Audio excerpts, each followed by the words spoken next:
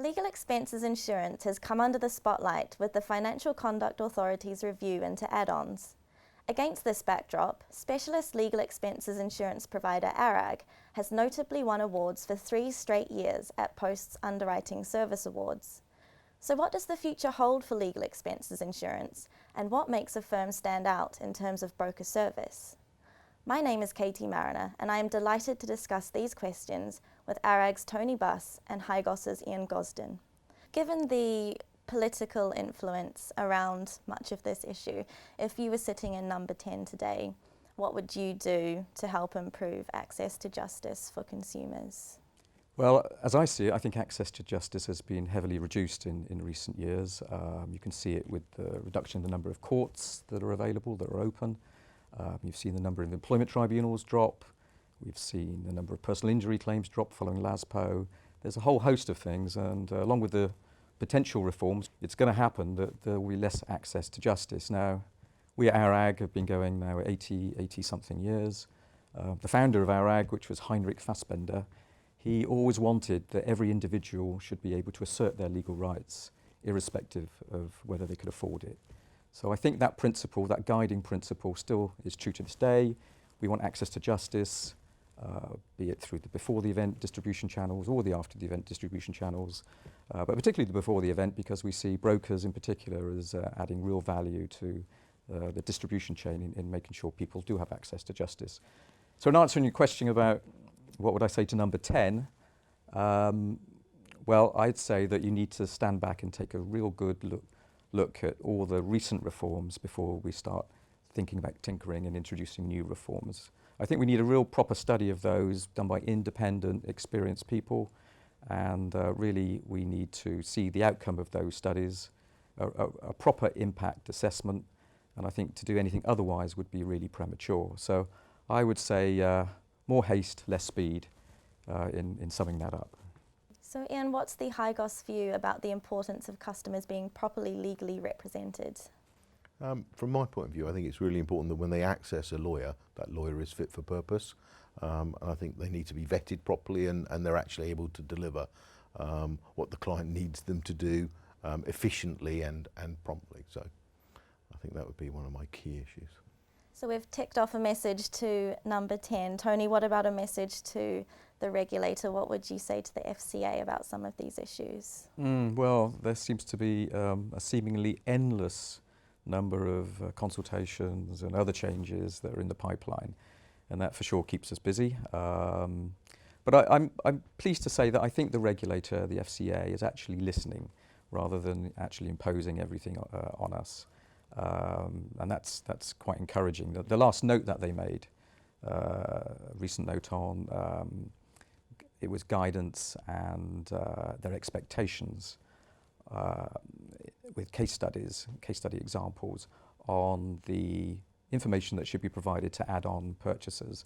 And I think that was very useful, and that really gives us an insight into what the regulator is thinking, and therefore we can adapt our procedures and our processes and our products really directly in line with what the regulator wants. So I think more of that would be most welcome. And Ian, from a broker perspective, what do you think of the FCA changes to add-ons? I think they're a great idea. We are a very customer-centric business, and making sure the clients have bought something that does what it's supposed to do. I'm a firm believer it does what it says on the tin. Equally, we have to make sure we tell the client what they've bought, and I think that's a positive thing. So for us, it's not been an issue at all, and it's actually levelled the playing field somewhat, because I'm sure other people sell something called legal expenses just in order to make more money, which I don't feel is the purpose of the product. So well happy, I'm afraid. Has it impacted the way that you sell those products at Higos? It has reinforced the need to go through and explain to the clients what we've got, and we've actually taken a further step. We do audits on ourselves, and if we find that the member of staff didn't bother to explain it, we make them ring them up and go through it all again, and that's getting them to learn very, very quickly. It's best to do it the first time rather than have to do it a second time. But we are finding clients who didn't take it out the first time, when they've had it properly explained, which of course is being done under scrutiny, they then say, actually that's a good idea, I'll buy that. So for us, we've had zero impact on selling it up front and making sure the clients didn't just buy it by us actually physically selling it. So our penetration is still over 90%, which we're very pleased with because it could have cost us a lot of money. Tony, so ARAG has been celebrated with multiple awards at the Post Underwriting Service Awards. Just wondering what you think makes ARAG stand out with those awards being voted for by brokers? Well, there's a number of things, but it's difficult to put your finger on the precise reasons. But the things that spring to mind for me are that I think we retain an element of flexibility about what we can do, what we can provide, and we provide innovation. So we're constantly on the move. We're trying to think of new ideas and new ways of doing things. We listen to brokers. We don't actually talk to them. We listen to what they want, what they are best positioned to know what their client wants. We shape our products according to the broker's needs and their customer needs. And in that way, we innovate because we then produce new solutions to that particular target market or niche market. And so it goes around in a circle. We very much rely on brokers like Higos, who are tremendous partners of ours. We have absolutely no plans whatsoever to deal direct with customers. We always want to deal through brokers because they add value and they understand their client better than we do. So it's important that we work with brokers, and by being flexible and being innovative, we then reinforce that point, and it goes back into the selling and why we're successful, and that's been, I think, reflected in the various awards we've won, which we're very pleased with. And Higos and ARAG have been partners for around 7 years at least. So Ian, what drew you to ARAG as your legal expenses insurance partner? It was two key issues. Our previous experience was an avoidance of claims, and that annoys the hell out of me. If clients paid the premium, then we should be trying to help them, not get out of it. And they listened. And I can't say enough that insurers tend to think that we want to buy what they've got as opposed to we want to buy what our clients need, and it's not always the same. So for us, it was flexibility, it was definitely listening, and we have many bespoke products which serve our clientele. And it was actually when we've had difficulties, when our clients have had difficulties, they're there with bells, and that for me is key. If we've had any difficulties, a phone call and somebody's trying to help me out, rather than telling me, oh, it's not covered, it's nothing to do with us, or it doesn't fit. And I can't sort of praise them high enough for that.